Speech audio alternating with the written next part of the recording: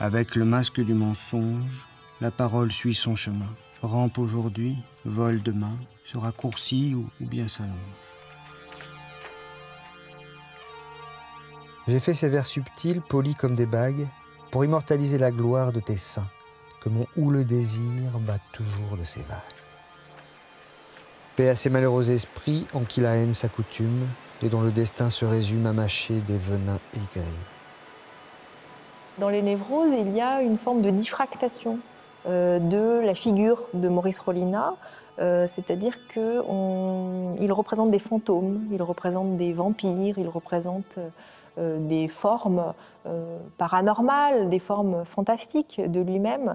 Et c'est un peu comme si il représentait son âme qui passe d'un corps à un autre. Et on pourrait d'ailleurs rapprocher cela du thème de la métempsychose qui faisait Florès à l'époque, une croyance qui consiste à penser que l'âme peut se réincarner en quelque sorte dans un corps puis dans un autre. La nature. Elle seule apporte aux gens tourmentés une sorte de sérénité bovine qui les fait ruminer doucement leur tristesse et les berce dans le hamac des rêves naïfs et des souvenirs d'amour. Pour moi, je ne suis jamais plus assoiffé de vie qu'au fond de la campagne, au milieu de ces existences végétales dont 20 générations d'hommes auront à peine la durée.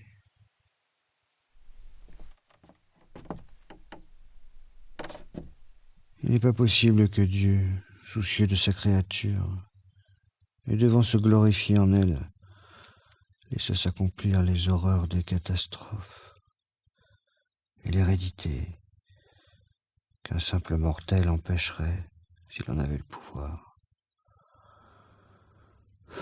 L'hérédité. L'hérédité.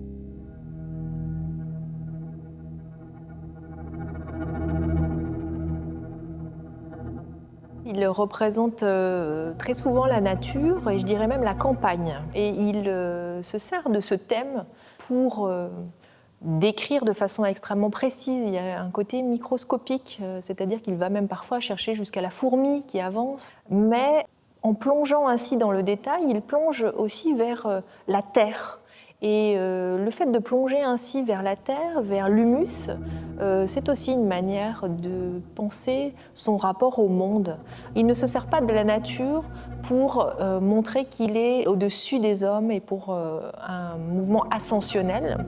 Au contraire, il a plutôt un mouvement de verticalité descendante qui le pousse à aller vers la terre. Et donc, pour moi, ça transcrit aussi une humilité qu'il ressent face à l'immensité du monde et face à la vacuité de ce monde qui est sans Dieu. Lorsque la chaleur altère le sol herbeux ou chenu, le malheureux ver de terre, qui de plus en plus s'enterre, devient gros, rouge et charnu dans l'horreur et le mystère. Et c'est le dépositaire des secrets de l'inconnu, le malheureux ver de terre, dans l'horreur et le mystère.